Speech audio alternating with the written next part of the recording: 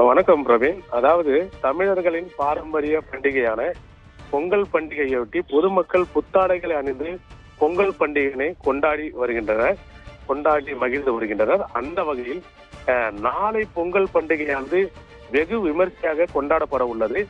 இந்த நிலையில் பொங்கல் பண்டிகை நாளை கொண்டாட உள்ள நிலையில் இன்று விடுமுறை நாளான ஞாயிற்றுக்கிழமையான இன்று காஞ்சிபுரத்தில் துணிக்கடைகள் மிகுந்த பிரதான சாலையாக விளங்குகின்ற காந்தி சாலையில் புத்தாடை வாங்குவதற்கு குடும்பத்தினர் பொதுமக்கள் வந்த வண்ணமாக இருந்து வருகின்றனர். அதாவது காஞ்சிபுரம் மட்டுமின்றி சுற்று வட்டார கிராம பகுதிகளைச் சேர்ந்த பொதுமக்கள் துணிகளை வாங்கி ஆர்வம் காட்டி வருகின்றனர். அதனால் அச்சாலையில் உள்ள துணிக்கடைகளில் குவிந்து வருகின்றனர். இதனால் காந்தி சாலையில் கடும் போக்குவரத்து நெரிசலானது ஏற்பட்டு வருகிறது. இருப்பினும் போலீசார் பாதுகாப்பு பணியில் ஈடுபட்டு வருகின்றனர்.